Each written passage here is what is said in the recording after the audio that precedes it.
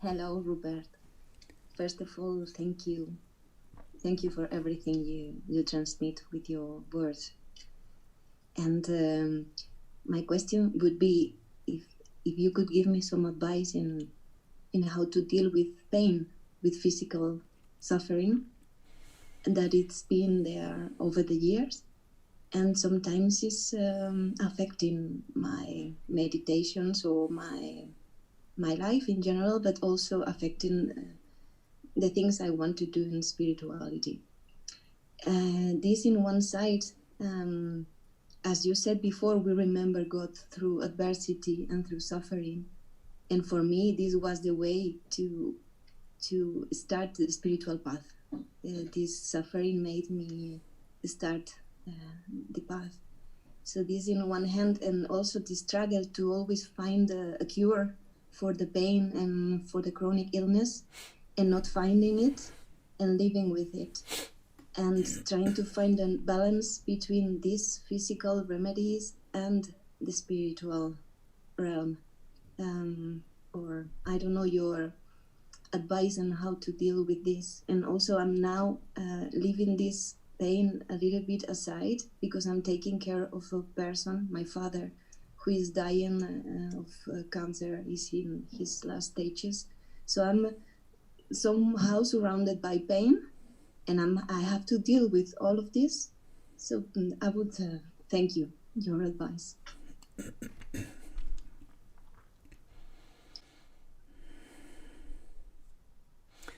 Sylvia, the first thing to say is that it's completely natural to resist physical pain. That is why I make a very clear distinction between physical pain and psychological suffering. So the resistance we feel to physical pain is not the resistance that defines the ego or separate self. It is entirely natural, and not just natural, necessary to resist physical pain. So don't feel that somehow your resistance of your physical pain, your desire to get rid of it, is somehow a failure of your understanding or an egoic resistance. It is not. It is a natural and necessary part of human life.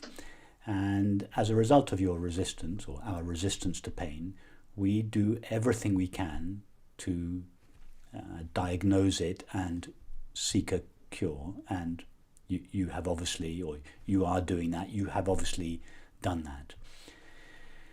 So once we have done everything we possibly can do to find the cause of the pain and alleviate it, then we have to accept it.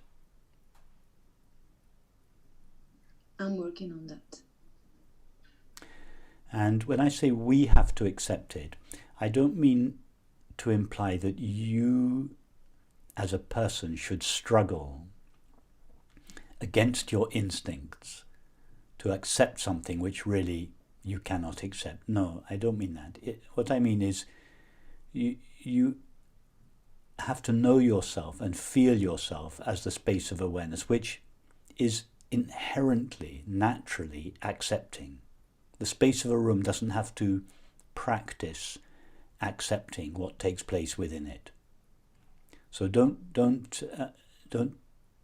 turn this into a practice that you try to do with your mind, because your mind will rebel and say, no, I don't accept this pain. And it's I want to run. I want to run. It's natural for your mind. Let your mind have its, let your mind resist your physical pain. That's what it should be doing. That's what it's natural to do. It's you, the presence of awareness. Your nature is to be accepting, allowing, open without resistance. It's not something you have to practice. It's what you already are. If you were not this allowing presence, then this acceptance would have to be something you practiced. You'd have to make the effort to do it.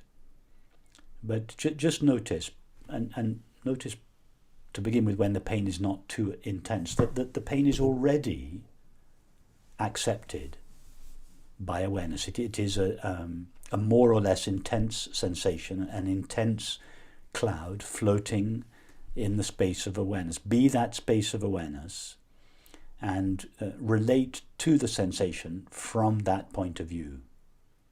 And then, even as I was saying previously to John, you could begin to feel that you visualize the sensation like a cloud floating weightlessly in the sky of awareness, and feel that all over the entire porous surface of the sensation you breathe this loving emptiness of awareness into it.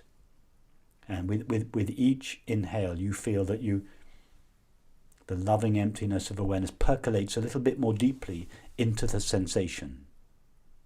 Just experiment treating the sensation in this way.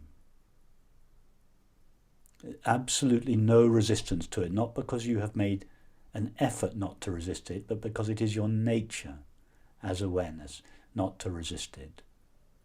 So you have this very loving attitude, open, accepting, loving attitude towards this tight knot. And be careful you don't do this as a subtle way to get rid of the sensation.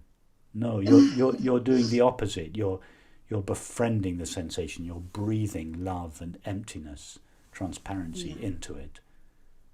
Yeah, because there is the danger in myself after so many years struggling with this, having the obsession to get cured or be fine.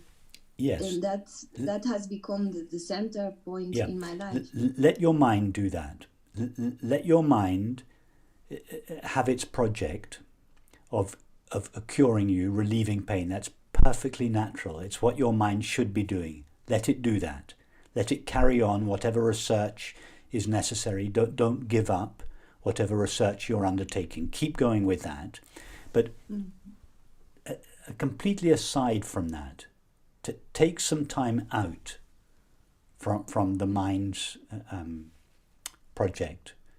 Take some time out where you're no longer listening to the mind. You're being the space of awareness, and you have this completely different approach.